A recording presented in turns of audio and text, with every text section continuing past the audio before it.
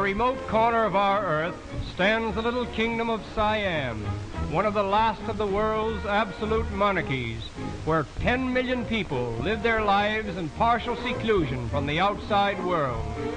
En route to Bangkok, the chief city of this ancient country, we pass a Chinese junk, which reminds us that most of the early settlers in Siam came from Mongolia, a province in China.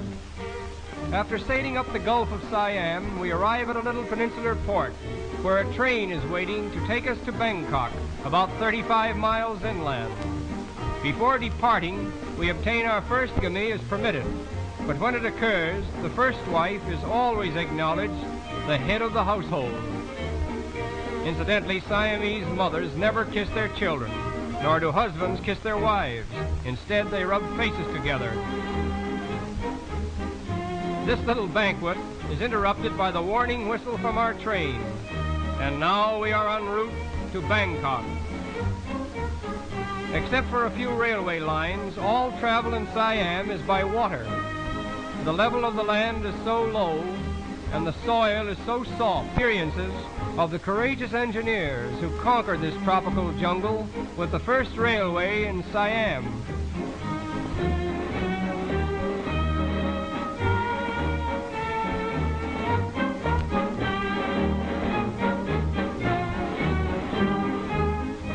The products of the soil consist of rice, sugarcane, coconuts, and all kinds of fruits, which are loaded in boats and paddled up to Bangkok along a whole network of rivers such as we see here. We arrive at Bangkok, the capital and chief city of Siam, covering more land area than any other city in the world except London. We are immediately educating and modernizing the rising generation of Siam. We are told that this king has 236 brothers and sisters. His father had. Siamese are an artistic people. Their architecture, dancing, and music are highly developed in strict accordance with the traditions of Indo-Chinese art. Siamese architecture is chiefly exercised in connection with religious buildings devoted to Buddhism. Buddhism, the Orient's most powerful religion, was brought to Siam from India as early as the 2nd century A.D. It is the national faith of Siam. Buddhism is not based upon divinity. When the people go into a temple and kneel before Buddha, they reverence him, but never do they forget that he was once a man, and that in time they may become even as he is. The women of Siam appear to be the most constant followers of this religion. They spend much of their time in and around the temples with their children, instilling them with the Buddhist faith. This is the temple of the Emerald Buddha, so called because of an emerald image of the great Buddha, which is lodged beneath one of its pointed domes. Our tour of the temples is interrupted by a visit to the famous Pasteur Institute, where venom is extracted from the most famous houses of worship in the country. Religion influences the life of the Siamese at every turn. He is always under the direct tutelage of the yellow-robed priest.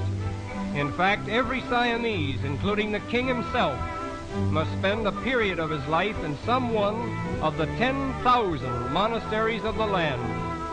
In Bangkok alone, there are at least 500 temples dedicated to Buddhism. As we think of the strength of this faith called Buddhism, with its millions of followers, and compare it to our own, we cannot help but feel a certain embarrassment in presuming to think that our particular religion is the only one in the world of any importance. And it is with this thought that we leave Siam and continue our voyage to Korea, where this same Buddhism is supported by another 17 million souls. We arrive at the port of Seoul, the chief city, where the unofficial reception committee is composed of a rather curious gathering. All as anxious to see us as we are to see them. The white-robed gentleman with the funny hat is the main attraction. This fellow is a typical example of the native Korean. He bows to the dominion of Japan, but he firmly declines to admit the superiority of Japan's intellectual and moral culture over his own. Japanese Empire. Here in the new palace, amid the regal splendor of a departed era, the former king of Korea lives on the bounty of his Japanese masters. The streets of Seoul illustrates how thoroughly the Japanese are assimilating Korea. Somehow the women of Seoul seem to be the dominating sex, and we wonder if this dates back to a certain custom that was once rigidly enforced. Every evening at exactly 9 o'clock, a curfew bell was rung as a warning for all men to hurry home and remain indoors so that the women could enjoy the freedom of the streets. This law, however, has been abandoned, perhaps at the request of the ladies themselves.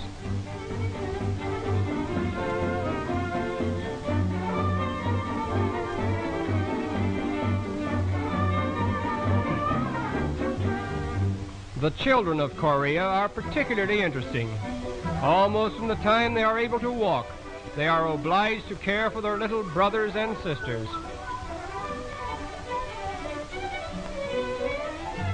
The first thing inculcated in a Korean child's mind is respect for his father. In fact, the 4 dreadful things which a boy fears most are earthquake, wind, fire, and father. Playing dinner and imitating the ponderous etiquette of their elders is a favorite amusement.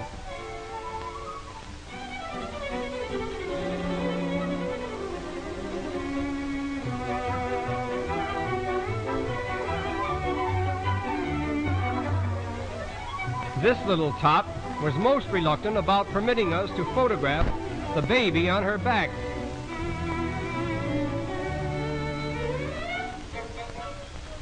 In an Oriental garden, we were afforded the special privilege of seeing a native dance, very much like those given by the geisha girls of Japan.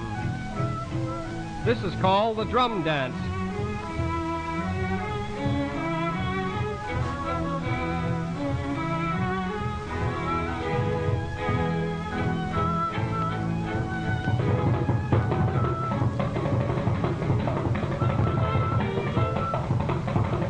Whatever else we may have seen in Korea, we will never forget the gentlemen with the white robes and the horsehair hats, for they are Korea personified.